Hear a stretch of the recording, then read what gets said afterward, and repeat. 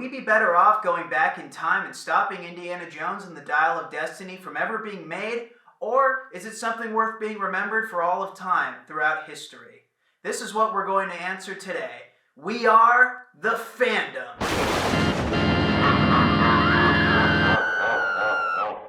I'm Phoenix Raphael, and today I'm going to review Indiana Jones and the Dial of Destiny. Then we're going to go to Rotten Tomatoes and read some reviews, and then react to some popular YouTube reviews. And then stick around, because afterwards I'm going to be giving you my order of the best Indiana Jones movies. Will you agree, or will it drive you to the point of complete insanity? Don't mind if I do!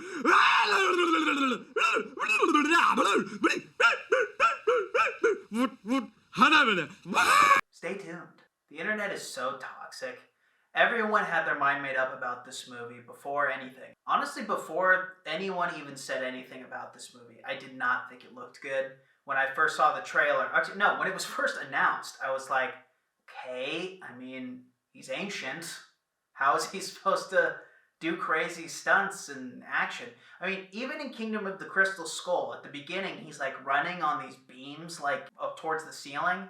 And it's like, at that point, he was way too old to be doing that. I was just thinking when I watched it recently, and I was just thinking, I don't understand how much they expect us to believe. Of course, that movie did expect us to believe quite a bit. But then the Cannes Film Festival happened. Well, actually, is it Cannes or is it Cannes? Let me know the pronunciation in the comments.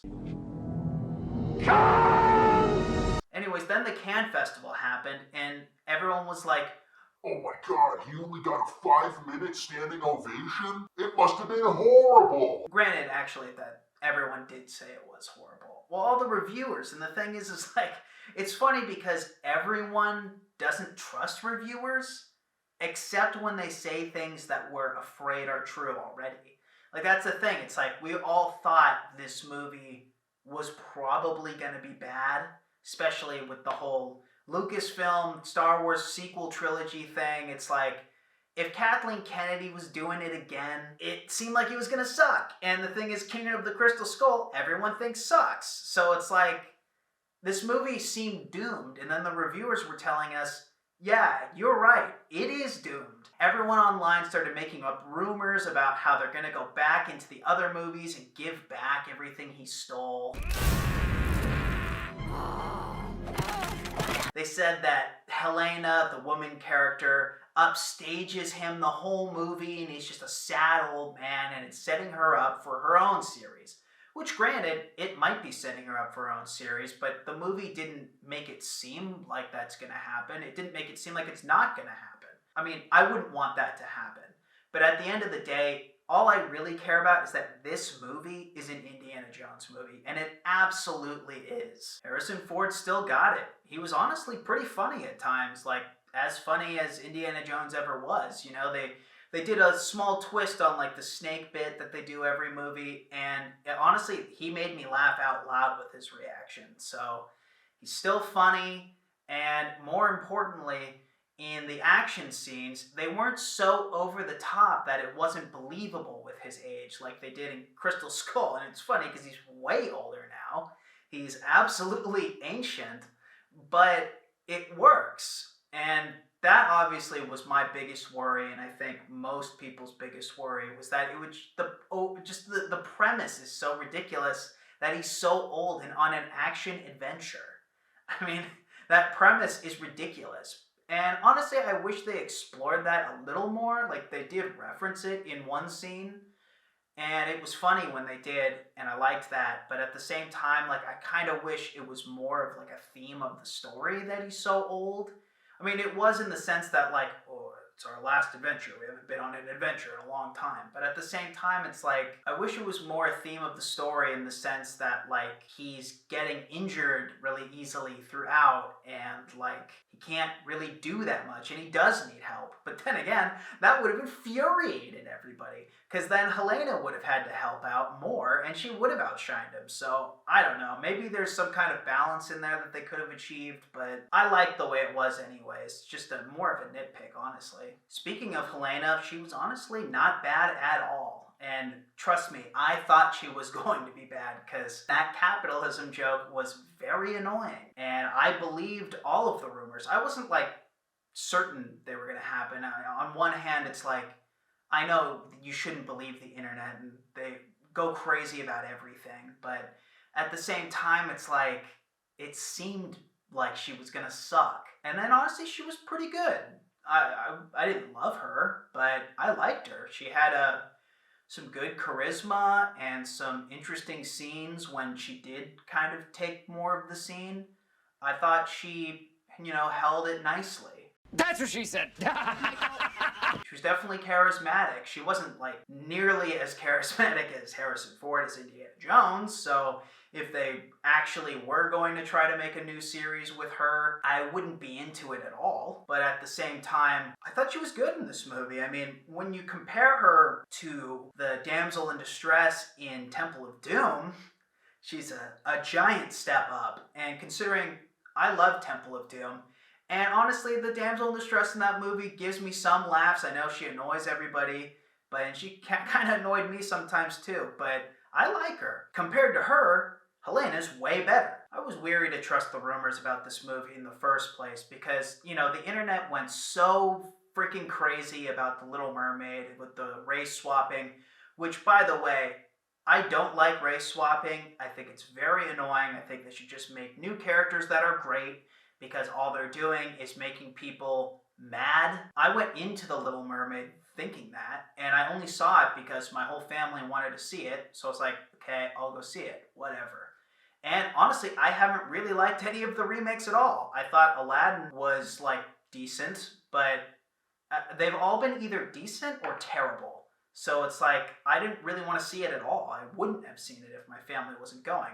However, honestly, I thought the movie was good. And even more honestly, I thought the race swapping actually worked really well for the movie.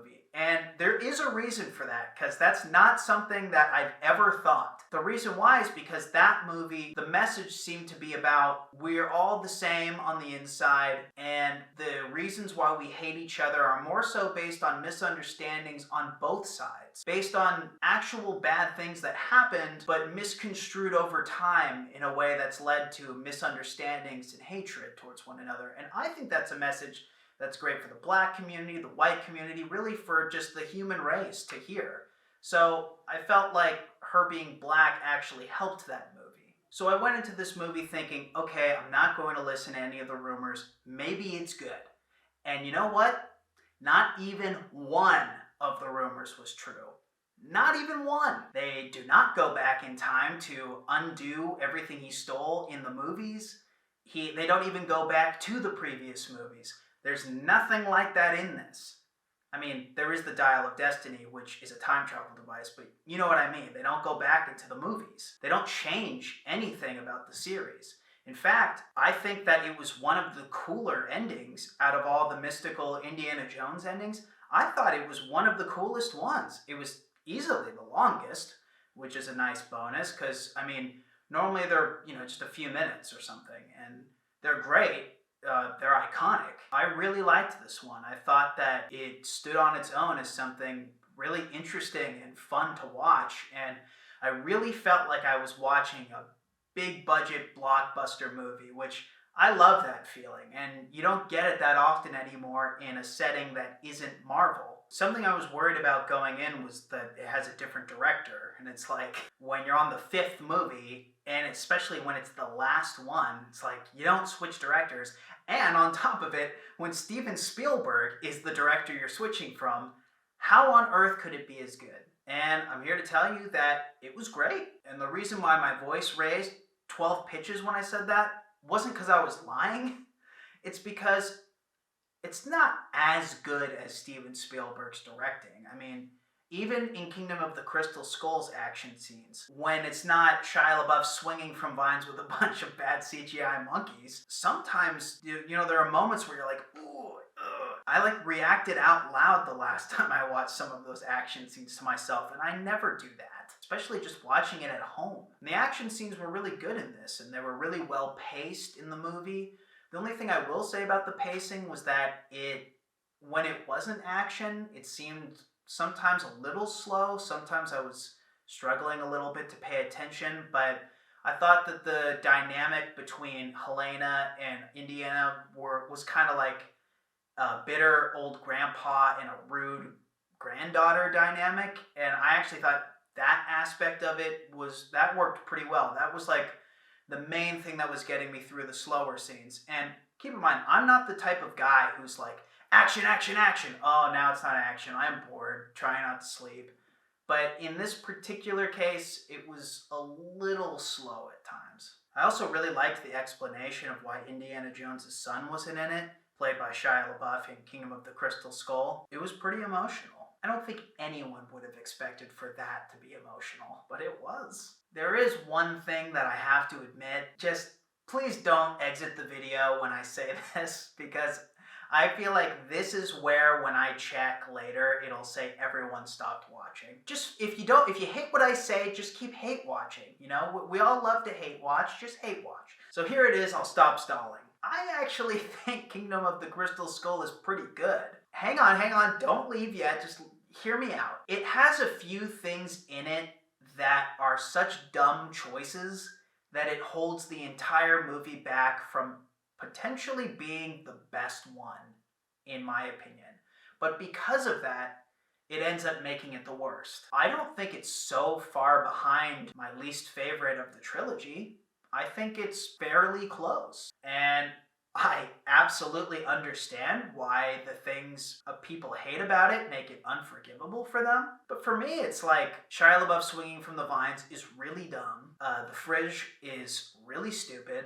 But honestly, I don't mind that there's aliens in it at all. And I know that angers a lot of you, but you have to keep in mind, I didn't grow up with these movies at all. Like, when I saw Kingdom of the Crystal Skull, I had just watched the first three just so I'd know what's going on to go see the movie. And so when I saw it, I didn't think like, oh, it's not an ancient religious thing. I thought, oh, it's like it's like another paranormal thing rooted in ancient society. Which I guess is exactly what George Lucas thought, but it was a big mistake because everyone hated it. And the truth is that even though I didn't mind that, I don't think it was executed super well. There's like a shot where like all the crystal skull skeletons like start like going into each other, and that's really cool. But then like it turns into like an alien with skin, and it just looks so bad. I mean, it looks bad now because it's old CGI, but like it looked bad even at the time. And I honestly think if it looked way better, no, people still wouldn't have liked it. People don't even like this movie, and it's good.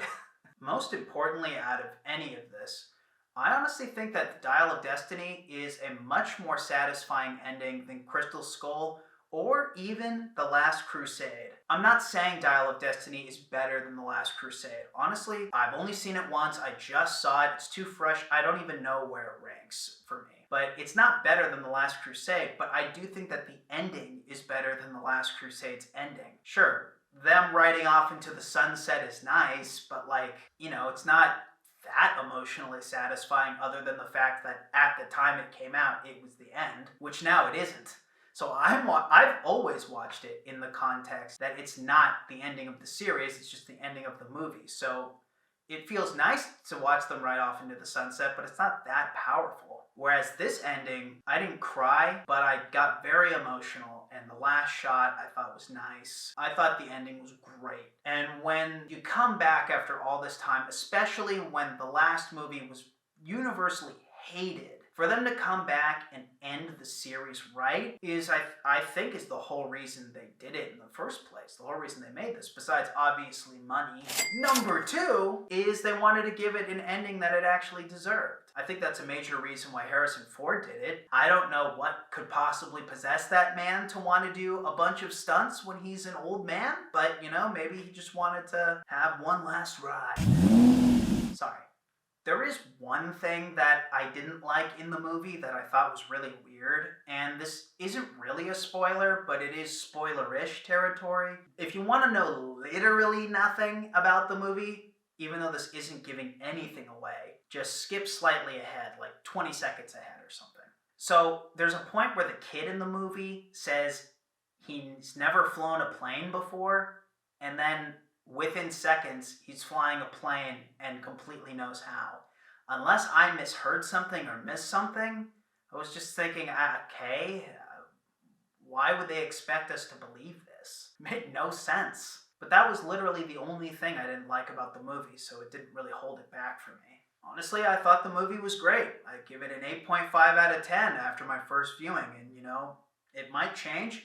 Honestly, it could be a 9, or it could be a 7 when I watch it in a few years. I have no idea, but I really liked it. And honestly, I think if anyone really hates this movie, it's not actually because of the movie. It's because of things outside of the movie, like Lucasfilm being bought by Disney, Kathleen Kennedy ruining Star Wars, Kathleen Kennedy just in general being awful. I think that's why people hate the movie, or just because the internet told them it was terrible. It's getting all sorts of horrible reviews. I honestly believe it's just because people went into it with a mindset that they were going to hate it. They hated this movie before it even came out. They hated it because of things that weren't even true, and then they saw it, and it was everything, in my opinion, it was everything I wanted it to be. And then everyone just hates it anyways. So, I don't know, maybe I have the different opinion, but the truth is that it was a great movie. I don't know how much more people want from these movies, and I'm sure it's different if you grew up with it, because like I said, I did not. I think people are holding it to an impossibly high standard, and there's a lot of people that know that they're doing that, but I don't know, take it from me, someone who didn't grow up with the movies, and I'm not a person that's watched them a million times, but every time I have watched them, I've thought they were great. This movie's maybe not quite as good as the original trilogy, but it's about there, if not there. Like I said, when I watch it later, maybe I'll have a different opinion. Alright, now we're going to look at the movie on Rotten Tomatoes and see how much everyone says the exact opposite of everything I've been telling you. I haven't seen this yet, so I'm expecting the worst.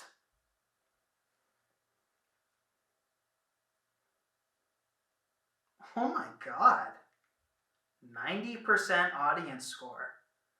That's amazing. I'm honestly shocked, because the only thing I've heard is negativity for so long, and honestly, I was hearing just the last few days that it was horrible from people. If my entire YouTube feed has been reviewers talking about how horrible this movie is. So I'm really excited to actually watch some of those with you guys after this, because it's going to be ridiculous. So even the critics score is 68%, which is absolutely shocking. What the hell were those people at the Cannes Festival even talking about? Everyone loves it now. All critics, 68%. That is insane. Wow, there's 194 fresh reviews and only 92 rotten. That's over 100 more positive reviews. I'm shocked. At least now you don't think I'm a freaking idiot, unless you're one of the 92 people that left a rotten review. Well, actually, you probably still think I'm an idiot because of that Kingdom of the Crystal Skull opinion. But anyways, feeling the years and the miles, Harrison Ford cracks the whip for the last time in a film that offers the requisite thrills and proves fairly emotional before it's over. That's CNN. Not that I trust a word that they say. Ford's love for the character of Indiana Jones is as obvious as ever, and the 80-year-old living legend throws himself into the production with emotionally magnetic gravitas. I don't know if that's the pronunciation of that word, because I've never heard that word. Let's go to a negative one. James Mangold makes an algorithmic derivative of the past that, like so many of his movies, looks like a lot of fun but isn't. Let's do more negative. The negative is much more fun. This is the internet, after all. While Disney has disappointed in the past, few projects have been as disastrous as Indiana Jones and the Dial of Destiny. Oh my god. That's saying so much. So The Last Jedi completely destroying Luke's character and undoing everything that The Force Awakens set up, which is just awful writing. That's better than this? The frickin' trying desperately to pick up the pieces in Fast Forward, Episode 9, Rise of the Skywalker, where Rey Skywalker just basically becomes a super Jedi for no reason at all. Better than Luke, basically better than Darth Vader, and better than Darth Sidious. I mean, she's the best Jedi in history for no reason, and the entire movie is like, we're doing this, we're doing this, we're doing this. Hey, remember that from the last movie? That didn't happen. Hey, remember that from the last movie? That didn't happen because you all hated it. Remember? Now you don't hate this because we're undoing that, right? No, it's just all bad writing. It's all garbage. Nice try. Yeah, this is way worse than that. The Dial of Destiny is so much worse than that. I wish they made the review longer, because it's like, okay, how? Can you say that? Can you tell us how? God, that made me angry. But I enjoyed being angry. That's why the internet is so toxic. Or is it just me? Very dull and forgettable. Indiana Jones isn't fighting people as much as trying not to get hit. For an 80-year-old man, the amount of people he fought was crazy. And every time he did fight someone, the stakes were even higher, because you're like, ugh, every time he punches someone, you're just like, is he just gonna turn into powder and just disintegrate? I mean, it just raises the stakes even higher. The thrill is gone. Not that Raiders absolutists can tell the difference. Mangold and co-producer Kathleen Kennedy catered to misplaced nostalgia. So, if you love Raiders of the Lost Ark, then you must love this movie. You'll be blinded by the nostalgia of it and love it. I think that every single person who hates this movie loves Raiders of the Lost Ark. So, another nice try. It gives me no pleasure to say that Indy 5 is a crashing bore, a bloated, tepidly paced slog of a movie that attempts to recapture the glories of this franchise's past in the same way someone might blow on the dying embers of a fire to get it roaring again. I love how pretentious the writing is. It's so classic, like, reviewer. It's like the most poetic way you can think of to say that this is a steaming pile of garbage. I'm not even going to give that a nice try because I honestly loved it. The movie ultimately feels like an imitation of its former self. It's just another one. Just like all of the sequels. I mean, maybe that's not totally fair. I mean, some of the movies expanded, like Temple of Doom expanded on the original quite a bit. But, you know, they're all the same thing, just different ways of the same thing, and this one is no exception. I think that's a really unfair thing to say. Alright, this is the part I've really been excited for, because I haven't actually watched any reviews for the movie, and I just want to watch some of these things that you can just tell from the title. They're gonna just crap all over it. It might surprise you to know this, but sometimes even the mighty critical drinker gets it wrong. Like with Prey, or Suicide Squad, or Dungeons and Dragons, all of which turned out to be a lot better than I predicted from the trailers. But then there's movies like Indiana Jones and the Dial Tone of Density, which proved to be exactly the kind of dumb, bloated, creatively bankrupt, nightmarish disasters I always said they'd be. Sometimes it really does suck to be right. Sitting through all 2.5 hours of this utter garbage was one of the most tedious, frustrating and depressing experiences I've ever had in a cinema. And I'm from Scotland. Put simply, Indiana Jones and the dial-up internet of depravity is an absolute embarrassment of a movie that shames not just the franchise, not just the genre, but the entire concept of filmmaking. It is a complete and utter waste of money and talent made by a shambling wreck of a studio that's basically the Hollywood equivalent of a junkie rifling through his trashed apartment in the hopes of finding one last forgotten stash. Okay, I do agree with that. But in this case, I think he's wrong. And there's more fighting and a car chase that goes on about 15 minutes longer than it needs to. I love the car chase. I'm not going to show what he just said that I'm commenting on because it's a spoiler. But he did point out something that I totally forgot about, that there was another thing in the movie where I was like, okay, that doesn't really make any sense. But again, didn't hold back how much I enjoyed the movie. At some points he seems to be at death's door, but then at others he's able to fight and move like he's at full health, so your guess is as good as mine. Indiana Jones did seem like he was doing too well against the pain with how old he is. That is a good point. And honestly, like, I didn't really factor that in, or I kind of forgot about it. Thing is like, there were a bunch of things in the movie that, like, were little things I thought, okay. But I let it go because I was enjoying the experience so much. But, you know, I totally get where people can't. And as for the ending, it's like they ran out of time and ideas altogether and just had to go with whatever they could cobble together. There's no sense of dramatic payoff here, of carefully developed character arcs getting drawn together into a final fitting conclusion. It's just a rushed and nonsensical, everyone's happy now so deal with it kind of ending. Not true, even slightly. He's not factoring in that there's a lot of character development that was established in previous movies that is being played upon in this movie, especially in the ending. Fuller is a complete non-entity who never comes across as even remotely threatening or interesting. I mean, Mads Mikkelsen is a great actor, but any actor is only as good as the script they have to work with, and I haven't even mentioned him, but he was phenomenal in it. I mean, you know, he's always similar, because he's always playing like the main villain, pretty much. But I thought this was, like, possibly his best performance in that type of a role that I've seen. Let's watch the IGN review. The reviewer you can always trust. The action presented by director and co-writer James Mangold is immediately missing the visual clarity and rhythm that Steven Spielberg brought to each of the first 4 movies. I will say that even though I thought the CGI looked bad, I thought the whole prologue was amazing. It, to me, felt exactly like I was watching a new Indiana Jones movie. And I mean, the whole movie did to me, but obviously when he's old, it's a bit of a different dynamic. But a drunk and miserable Indy remains stuck in the past, which is to say, he still teaches archaeology. There are also major regrets keeping him from living in the present or... Yeah, why would you want to watch a movie about an old archaeologist who's stuck in the past? That doesn't sound like it would be Indiana Jones at all. There are also major regrets keeping him from living in the present or looking beyond it, but these warrant only a passing mention over an hour into the story, even though they... Oh yeah, why would you want it revealed later in the movie? More dramatic elements. Yeah, why? That's not good movie making. Come on.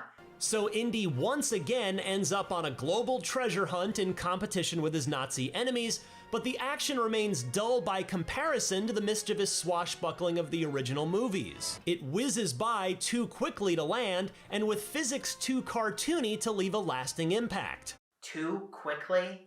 The movie's 2.5 hours long. How long does it need to be? That has to be the longest Indiana Jones movie, right? I have no idea. If you do know which one's the longest, leave it in the comments. Alright, let's go through a little bit of one more. We're going to do Jeremy Jahns' spoiler review, but I'm only going to pick snippets where he's not saying a spoiler. We cope in different ways. Well, I'm already disappointed. I really value his opinion.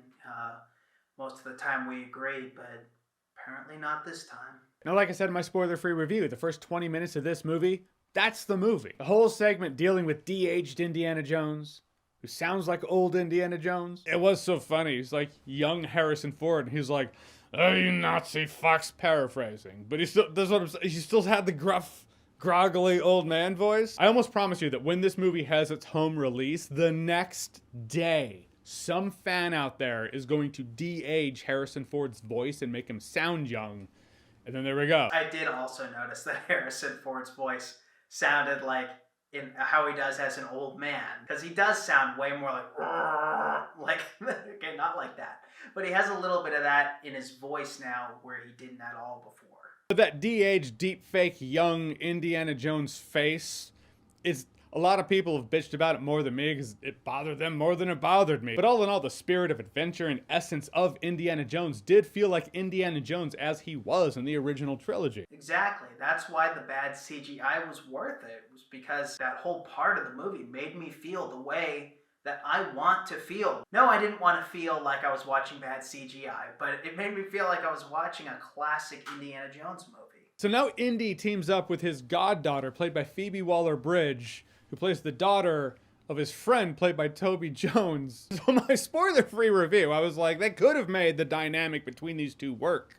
Because, you know, Indy is an old grumpy asshole, and she's kind of a miserable asshole herself, and they could have leaned into that and said, hey, we're helping each other be a little happier in this adventure. That said, they didn't do that, and she absolutely came across as arrogant. He seemed bitter and old, and she seemed bitter and young. And I thought over the course of the movie, they both became less bitter, and I thought it seemed pretty natural to me. Oh, but they're supposed to be pals? I felt like John Malkovich from Knock Around Guys. You are unlikable. The whole point of the movie is that they're not pals. Over the course of the movie, they change, or at least she changes, and, you know, that bonds them.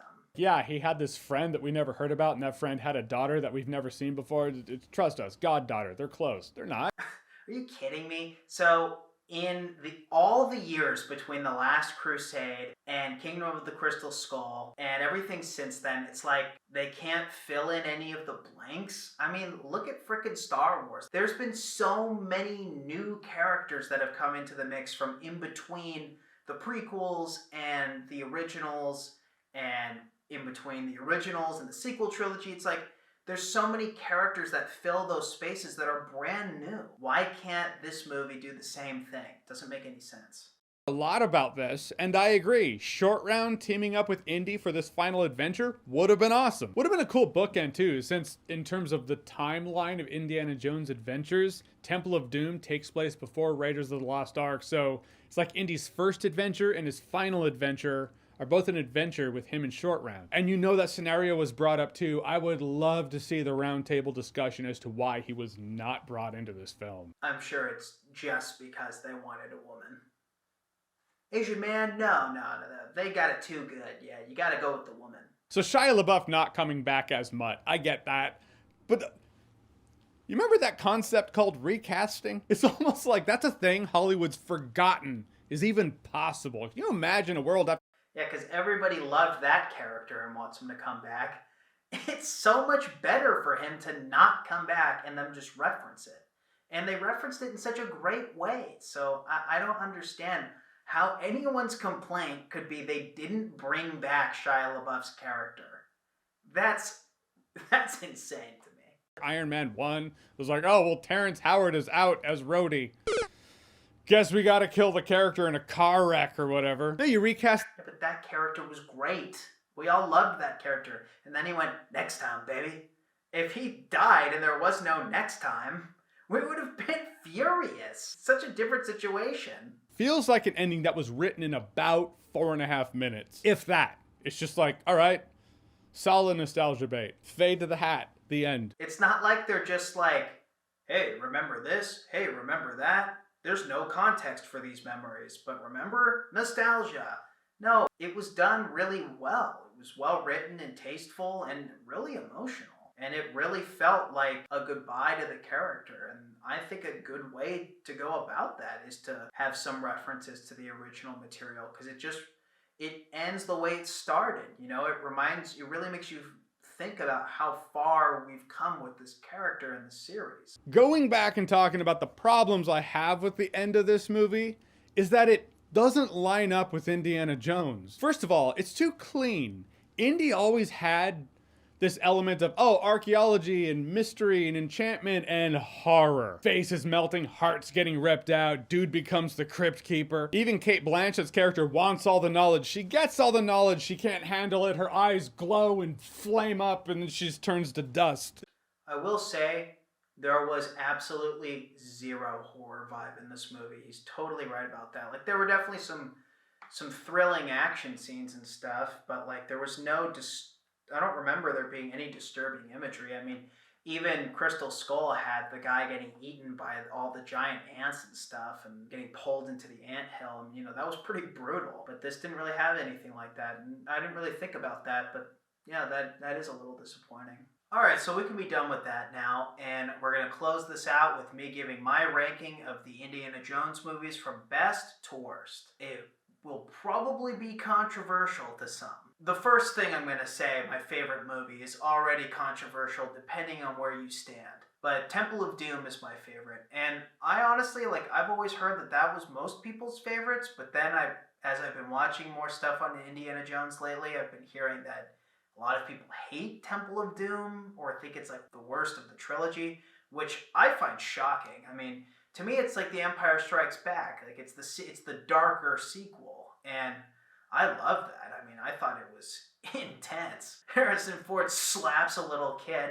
Hilarious. Not in real life, but in the context of Indiana Jones, yeah, that's hilarious.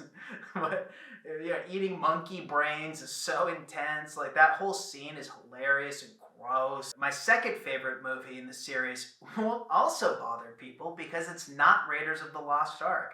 My second favorite's The Last Crusade. I love Sean Connery. I love the dynamic between them. The whole father-son thing is something that I really buy into. I think the action's great. The concept of the Holy Grail is really cool. I just love it all around. My third favorite, better late than never, is Raiders of the Lost Ark. I just watched it in the theater for the first time. I'd seen the movie, but not in the theater. I loved it. But there are times where its age shows just a little bit, and it's a little bit cornier than the others, which doesn't bother me, but at the same time, like, it's not as good as the darkness of Temple of Doom. Like, it felt so refined compared to Raiders of the Lost Ark, which granted already felt pretty refined, but Temple of Doom and Last Crusade really felt refined. Again, I've only seen Dial of Destiny once, but for now, I'm going to place it here in the order. Even though I've talked up Dial of Destiny in this entire video, it has its problems. It's not perfect. Even though, to me, it's an 8.5 out of 10, the original trilogy is above that. They're all 9s or 10s to me. So it's definitely better than Crystal Skull, which, as I said, I don't hate at all, but it's not as good as the original trilogy, and neither is Dial of Destiny. But it is close. Obviously, lastly is Crystal Skull, and I've already given you my opinion of the movie, so let's just leave it at that. But I want to know your ranking of the Indiana Jones movies, so leave them in the comments, and we'll see where you agreed, where we disagree. We'll see which of my opinions made you the angriest in my ranking. Let me know what you hated the most in this video. The comments of every video are negative anyways, so let's just embrace it, you know? Give me a whole hate parade of negative comments. Which of my opinions bothered you the most? I would honestly gain a lot of pleasure out of watching that. From how you saw me react to all the negative reviews, you know I'm telling the truth. If you enjoyed this video, please like it so I can show up in your recommended videos next time I post one, and we can hang out again. We had a good time, didn't we? Yeah, I had a good time. Then again, I didn't experience you at all, and you only experienced me, but I hope you had a good time. Did you? You did, right? You did, right? Did you? Just kidding. Stupid! Stupid!